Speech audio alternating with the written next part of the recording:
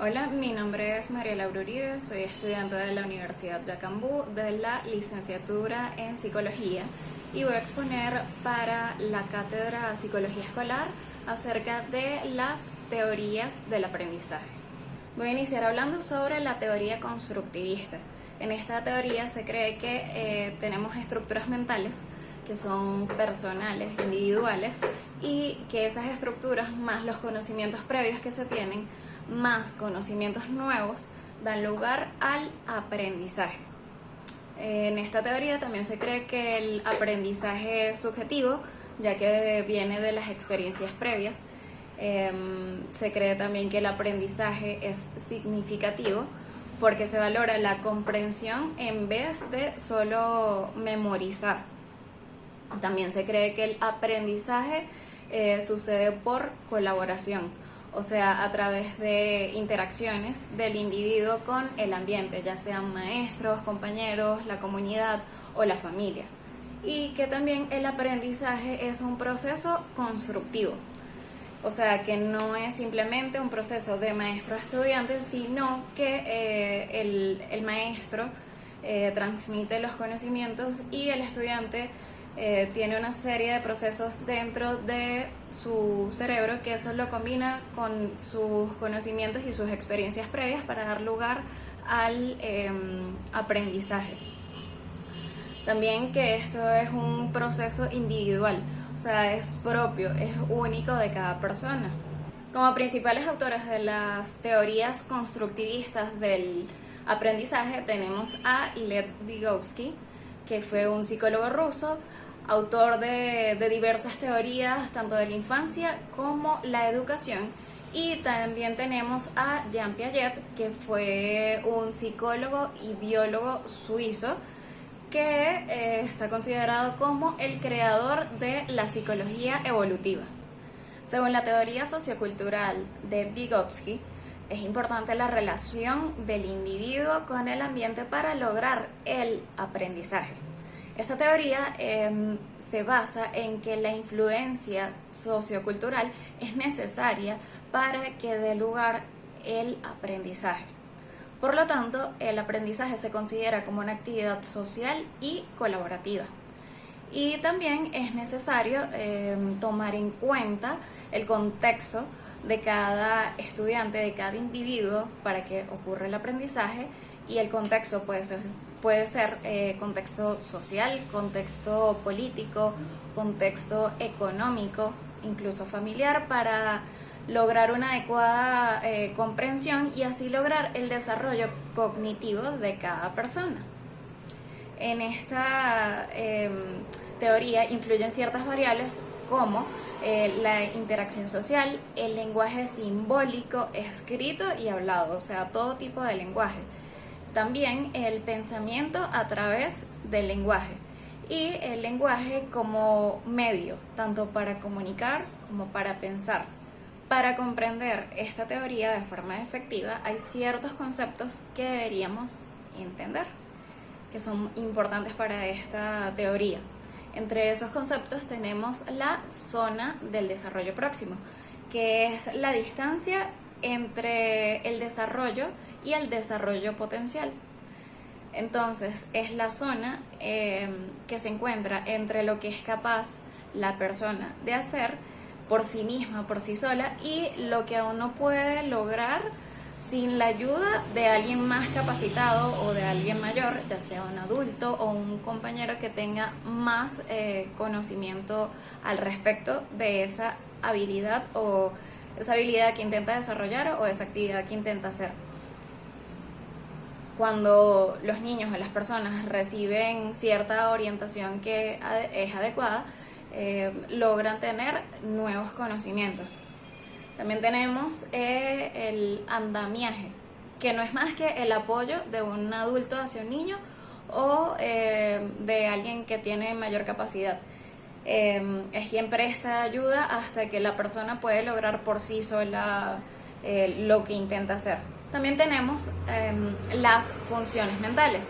Tenemos las funciones mentales inferiores, que son con las que nosotros venimos cuando nacemos, o sea, las genéticas, que nos condicionan a lo que podemos hacer. Y tenemos las funciones mentales superiores, que son aquellas que se adquieren a través de la cultura, del estudio, y influye, claro, el ambiente y la interacción con él para tener más conocimiento.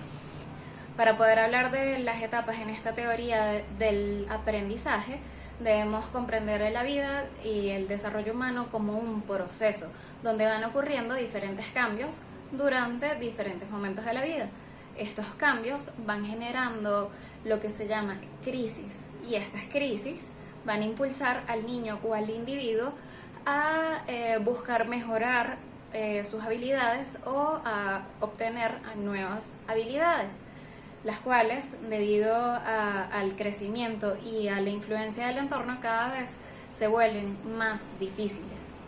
Las edades y la manera en la que ocurren las crisis no está establecido de una forma fija, como se puede ver en otras teorías.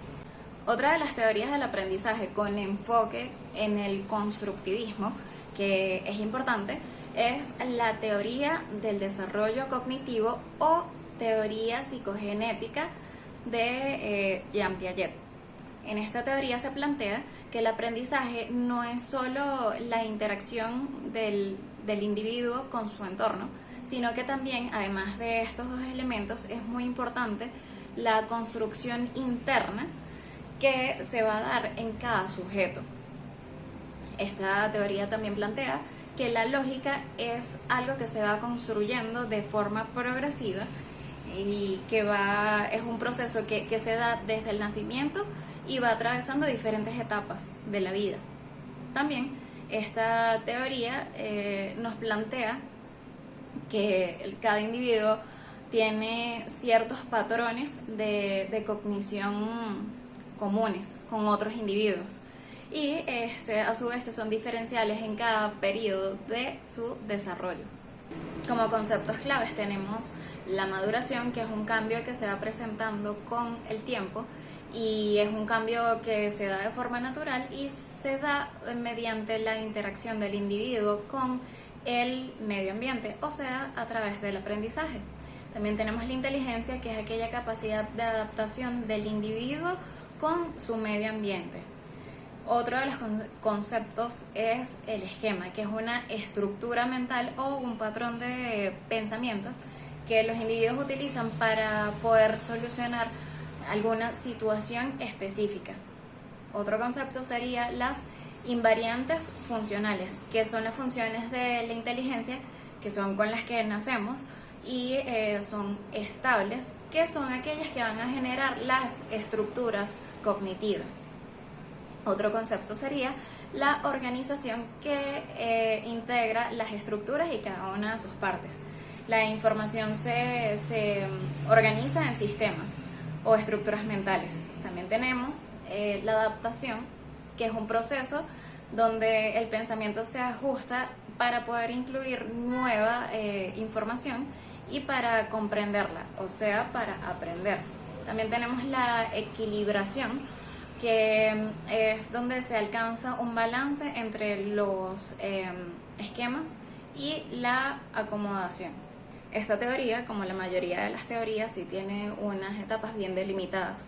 La primera etapa vendría a ser la etapa sensomotora, que va desde los 0 hasta los 2 años aproximadamente, donde ocurre el descubrimiento a través de la percepción, donde se da inicio a las habilidades motoras y de coordinación, donde también se da la noción de la permanencia de los objetos.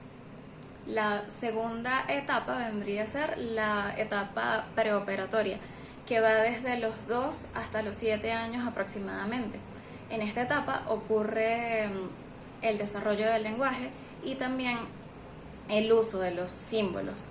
También ocurre que los niños comienzan a tener la capacidad de ponerse en el lugar de otras personas y de practicar juegos de roles. Y también se puede comprender el mundo desde la perspectiva propia de cada niño. La siguiente etapa vendría a ser la etapa de las operaciones concretas, que va desde los 7 hasta los 12 años aproximadamente, donde se da inicio al uso del pensamiento lógico, donde se puede comprender el tiempo, el espacio, la cantidad. Y la siguiente etapa, que se llama operaciones formales, va a partir de los 12 años en adelante, que es donde ocurre el uso del pensamiento lógico, donde se da la capacidad de plantearse hipótesis, donde puedes dar posibilidades a resoluciones de problemas, donde también se puede analizar ciertas actividades y las consecuencias que podrían darse a raíz de esas hipótesis. La siguiente teoría de la cual voy a hablar es la teoría del aprendizaje humanista, que se basa en que el ser humano es un ente integral. O sea, para esta teoría se toma en cuenta la parte biológica, la parte psicológica, la parte social y la parte espiritual de cada ser humano. También tenemos que tomar en cuenta la autorrealización, que es la tendencia a autorrealizarse para lograr trascender.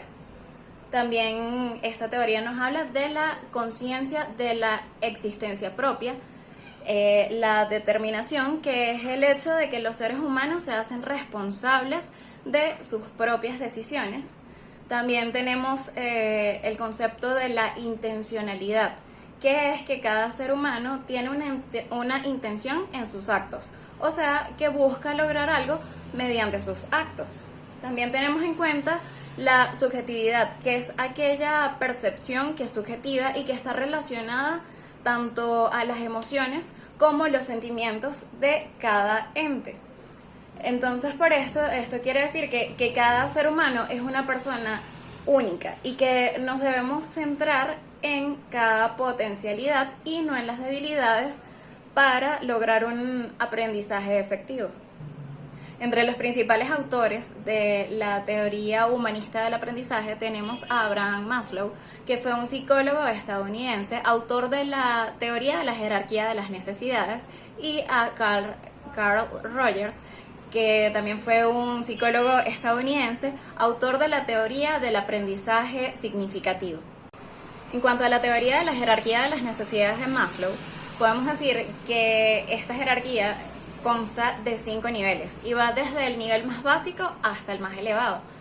Entonces, tenemos que en el primer nivel de esta teoría de la jerarquía de las necesidades se encuentra la fisiología, que vendría a ser cuestiones como la alimentación, el descanso, respirar e incluso el sexo. En el segundo nivel tenemos la seguridad física, la vivienda, el empleo. En el tercer nivel tenemos la afiliación, que vendría a ser el sentido de la amistad, el afecto. Para el cuarto tenemos lo que sería el reconocimiento, la confianza, el respeto o el éxito. Y ya en el nivel superior sería la autorrealización, que tiene que ver con la moralidad, con la ética, con los valores. Y la teoría del aprendizaje significativo de Carl Rogers está centrada en los individuos y en las experiencias de esos individuos. También se buscan conceptos que tengan sentido y relevancia para el individuo, y así poderlos relacionar con las experiencias y los intereses de los individuos para obtener un aprendizaje más efectivo. También se dice que el aprendizaje es algo individual, basándose en necesidades y ritmos diferentes de aprendizaje. También otro punto muy importante sería el respeto y la empatía. Y por último, el ambiente de aprendizaje debe ser seguro y positivo para que se logre el aprendizaje adecuado. O sea, el estudiante debe sentirse cómodo y seguro tanto de participar como de aprender en ese ambiente.